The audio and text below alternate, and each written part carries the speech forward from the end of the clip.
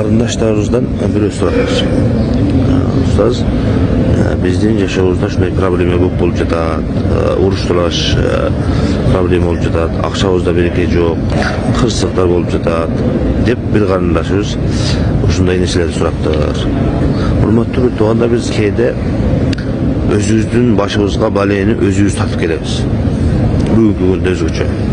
Ал кандай десек, эртең менен кечке чейин жегенибизди, кийгенибизди, жүргөнүбүздү, ушундай нерселерди, сулуулугубузду интернетке чыгарып, ага көз тийген бар, ага суктанган бар.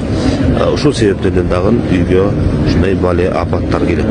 Экинчи нерсе, урматтуу бир туугандар, биз кээде ошол башыбызга бале келген болсо, ошол нерсени башка нерседен издеп калабыз да. Бул көбүнчө ушул инсандын өзүбүздүн кемчилигибиз, Алла Таала менен болгон мамилебизде, өзгөчө ушул эже карындаштарга айтарым, күйөөңүзгө баш ийбестен, анын сөзүн укпастан, аны сыйлабастан, Алла Тааланын берген нематтарына ыраазы болбостон, шүгүр кылбастан, ушундай күнөөгө батканда Алла Таалам кээде ушундай тарбиялаш үчүн, өзүнө кайтарыш үчүн кээде ушундай сыноолорду жөнөтүп турат. Ошондуктан, урматтуу карындаш, сизге айтарым, интернетке эртең менен кечке чейин койгон видеолоруңузду, сүрөттөрүңүздү өчүрүңүз, күнөөгө батпаңыз, ошондой эле адамдардын көзүнө тие турган ушундай нерселерди кылбаңыз. Биринчиден, экинчиден, күйөөңүз менен болгон мамилеңизди оңдоңуз, анын айтканын кылыңыз, ошол шарият буйругандай кылып, чектен чыкпастан аны сыйлап, урматтап,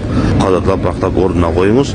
Үчүнчү нерсе, ошол өзүңүздүн алды сатты кылган ишиңизде мүмкүн болушунча жалган сүйлөбөстөн, алдабастан алды сатты кылыңыз. Анан ошол күнүмдүк ишиңизде, ошол өзүңүздүн бизнесиңизде пайда түшүп турат. Ошолордон садака чыгарып, эхсан чыгарып, зекетини убагында берип туруңуз. Иншалла Алла Таалам сизди ушул бале апаттардан сактайт.